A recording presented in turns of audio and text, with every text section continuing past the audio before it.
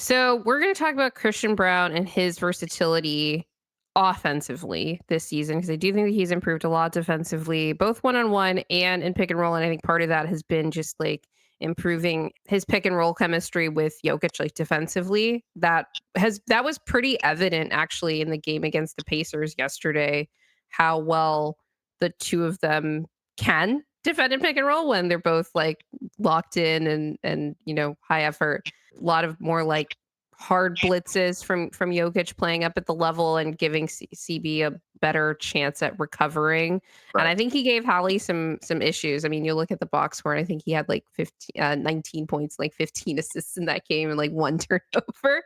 When guarded by Christian, I thought he generally did a good job of stonewalling a few of those possessions in ways that wouldn't end up in the box score. But I do want to talk about his offensive versatility because that was really the big concern both going into the season and at various parts throughout the season, even after it was evident that Christian's offensive game has leveled up a lot, due in large part to how good his finishing has been. CT actually did a really nice thread on Twitter yesterday about the two-man game between Jokic and Christian.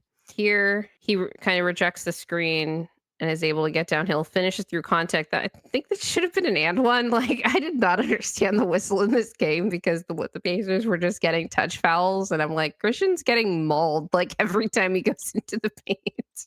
Yeah, I think even for me, just dating back to his time at Kansas and seeing the fit with Jokic is, I was really honing in on more of a fit pick in that draft. Mm. And I thought, seeing CB and what he was able to take that leap as a junior, it wasn't only the shooting leap, but it was also his transition game.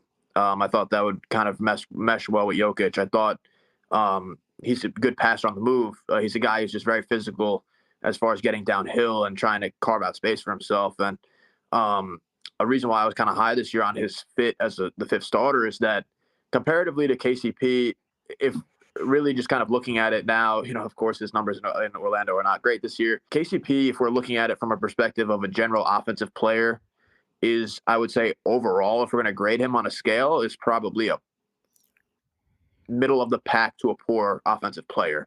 He does like his shooting is an important component of what he does and brings to the table offensively, no doubt about it. He's a knockdown shooter, pretty good cutter as well.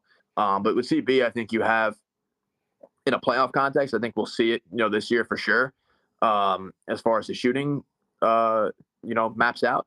But I do think with CB, he has more versatility as far as a downhill attacker, a good offensive rebounder, forceful cutter, and it's just the athleticism as a guy with a 40-inch vertical pairing him with Jokic. It's something that has always been the formula, I think, for high level success. Surrounding Jokic with athletes, guys who could competently defend and cut. And I think with CBs, we're seeing that now. Is you can kind of give him the ball a little bit and let him freelance sometimes. He can Yeah, actually. off the edge, off DHOs and off cuts, and I think that, like, comparatively to KCP, and in the Wolves series, what we saw is what obviously was their detriment. I think with CB now, he has more of a propensity and a capability to attack mismatches compared to KCP, where KCP is a guy who's just going to stand in the corner and kind of stay away from the action.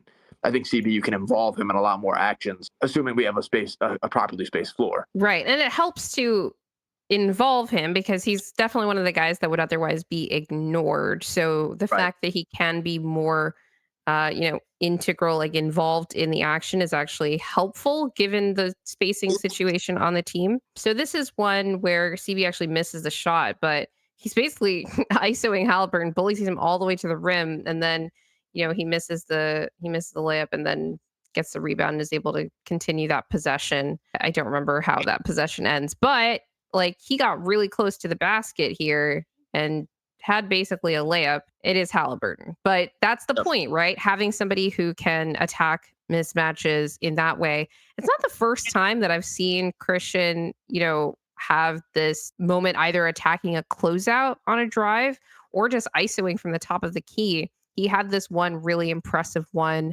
against Delano Banton. Mm. And that one got the crowd to their feet because he like put him in a spin cycle and then got all the way to the rim there. And that was really nice to see. So I'm like, yes, this is what this team needs. Somebody who can just attack the rim off the bounce, Yeah. particularly against bad defenders. I do think that there were times, even in the Lakers series last year, where they put D'Lo on Christian and he would try to do something and kind of get nowhere and got really tentative to either continue the attack or like extend the advantage by getting the ball to somebody else. So that's, I still need to continue to see progression in that sense, and hopefully we can see it just continue to look like it did, in this game in the playoffs against poor defenders, at least, right? Like, we're not Right. asking him to ISO, Jaden McDaniels, right? I don't know why the Wolves would ever have Jaden on Christian anyway, unless he Right. was like roaming off of him. But that's one of the things is like if he can be somebody that catches defenders who are ignoring him off guard, even off the bounce, like that's another that could be a nice dynamic. To your point about Christian as a vertical spacer, I have another clip in here of Christian as a screener in inverted pick and roll. This Yep. is not one of the ones where he catches a lob. Jokic like calls for him to Yep. screen, and CB's able to maintain his position on the roll really well. See how he repositions himself on the roll to make sure that Jokic can get that that he has the passing window there. Jokic still does a little adjustment to kind of lead him even further down the lane, but Christian was right there and could have received an even easier pass. So he's got really great positional awareness in that role as well. Another contrast that you could definitely talk about between Christian and KCP this year is the finishing. It's funny because, again, at the beginning of the season, I was worried about how bad Christian's finishing at the rim was last season. It was like KCP level. This year, obviously, there is a sizable gap, between the two, because Christian has been one of the best finishers in the NBA this season, but he's able to position himself in places on the floor, both when he's directly involved in an action and when he's not. This is one of my favorite moments of the whole night. So, Hmm. uh, Jamal off the DHO, Jokic pop, which actually allows even more space for Christian to cut. Jamal, he comes off of Christian's screen, Hmm. gets the handoff. Miles actually stays with him, but Hallie is supposed to take Jokic to prevent the pick and pop three. That I guess that maybe that's why Jokic didn't take that many threes yesterday, is because Indiana had scouted that. But then obviously Christian has a wide open cutting lane Yep. and he's able to finish. And Jamal, like if you're watching his eyes, he clocks that CB's open and maybe even signals to him to cut, and then is able to deliver that pass. And I love seeing that because that gives you another option in these situations where maybe they want to try to run an empty side action, but those are pretty easy to guard 3-on-2 if there's no movement on the weak side.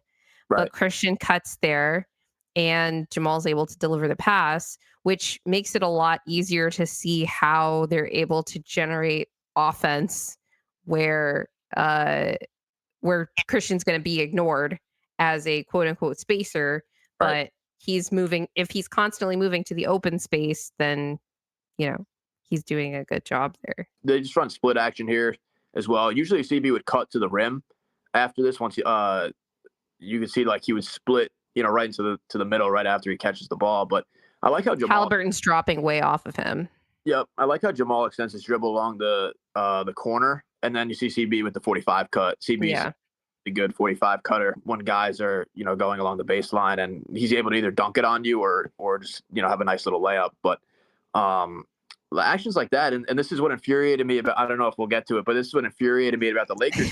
Yeah, I was gonna ask. Like, I'll just ask the question real quick. CT, why didn't the Nuggets run any of this stuff against the Lakers on Saturday? Was Because none of it is predicated on getting Jokic the ball in the paint. this was one game? Got people were melting down over it, and I think the Nuggets were wildly unprepared for that game. Unfortunately, and Malone is like a guy who's like prepared for every game. You know what I mean? And I think that game maybe they caught him off guard. But things like that, I just think the Nuggets have, people have always, especially this year, a lot of the time have criticized the Nuggets ancillary players other than Jokic. And I just think that a lot of these guys have versatility that you can put in lineups. Like you're running split action with CB and Jamal, and you have Mike in the corner, you have AG in the dunker spot. Like you have optionality and kind of different options you can go to. And I think CB offensively does give you more optionality than what KCP brings to the table. Defensively, I think KCP fills more of a role as a point of attack guy, and CB's had like a crash course as far as defending the best perimeter option each night. But I think that's only can get him better as the season goes on. But yeah, when it comes to the Lakers game, I mean, there was just so much wrong with that game from an offensive standpoint, from a defensive standpoint.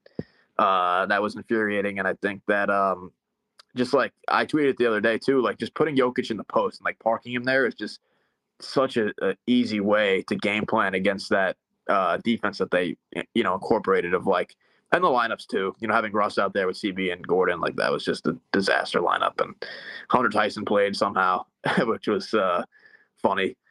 I just think that when it comes to that kind of scheme, I think the Nuggets can compensate for it a bit better than they have in the past. Yeah, they just needed to come ready to play. And it's not like this game against Indiana was the first time they'd done this stuff even this season. Like Jokic runs inverted pick and roll all the time.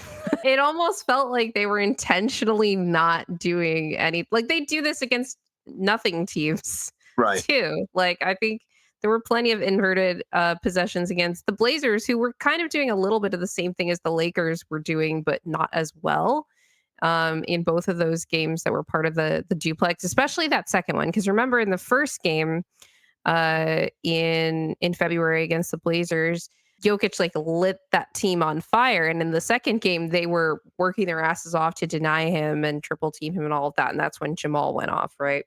So I thought, like, why didn't we just do like a little bit more of that? It was too much of like trying to force feed Jokic against the Lakers. I'm like, can we just play basketball and like it felt like they were fighting the defense in a way that they really don't most of the time. So it was just a very weird game. Yeah. I like how Jokic bounced back in that Pacers game as far as his mindset. Uh, Yeah. took a backseat a bit more offensively and let, Mike had a good second half. AG was cooking in the Or first. I think he was more involved in initiation. Right. Right, because you saw even the Pacers decided to, like, fully crowd the paint when Jokic was driving because he did run a lot of inverted pick and roll, and he did attack a lot, get downhill a lot in transition, and the Pacers would try to, like, not form a wall, but kind of swarm him before he could get to the rim and even kinda stop him short so that he couldn't get to the floater as easily, and he was kicking out a lot and initiating drive and quick kick sequences that often ended up in a shot in the paint anyway, which is, yeah, I talked about this a little bit on my recent appearance on Serbian Corner.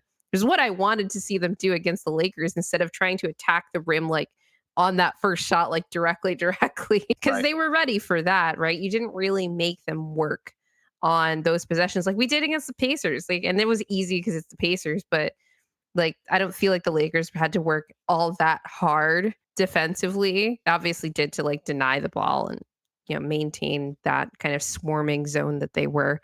But you didn't do anything to stress that defense. And I think that they did all the things that they would do to stress that defense in this Pacers game. Right.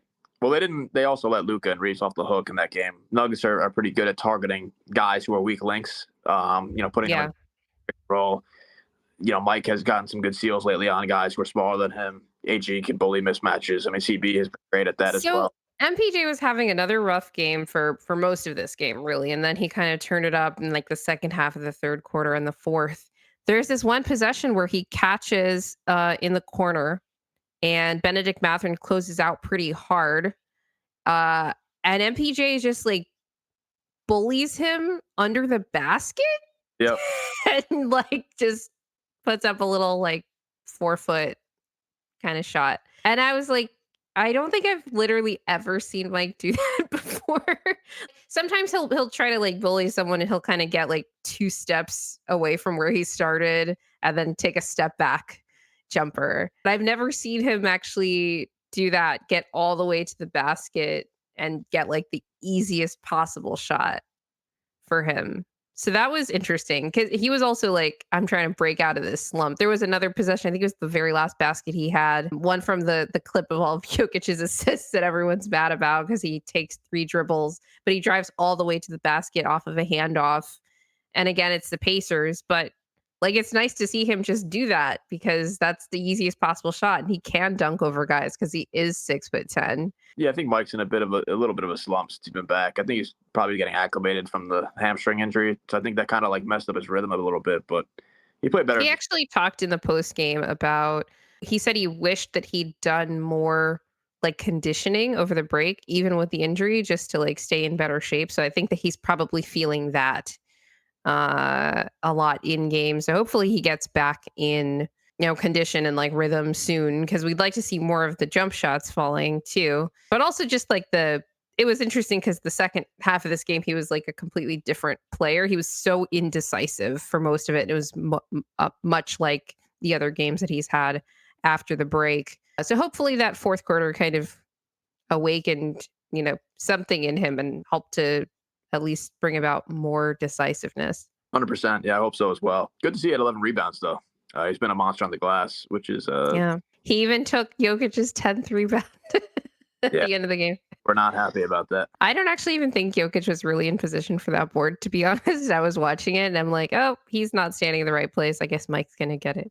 So this team, like you said, we have a lot of guys that can do a lot of different things when they are locked in and, part of the game plan and, really ready to go. Like this team they're not good at getting things easy because they're not a good like stand around and like watch the action kind of team. Like these guys are all athletic. They need to be involved in the action and there needs to be constant movement. So that's why in those low engagement games, you kind of see that floor of like, oh my gosh, why does the offense look like this? But obviously in a lot of games like we saw against the Pacers, even in a game where they had 20 turnovers, they managed to score over 120 points, which is kind of crazy. All right. Well, if you're still listening to this point, thank you very much. It also means that you like our content a whole lot. So please, if you do, remember to click that like button and also hit the subscribe button so that you can get notified of all of the episodes of our show and don't miss any of our content. Hit the notification bell as well. And always remember that winning is fun and losing absolutely sucks.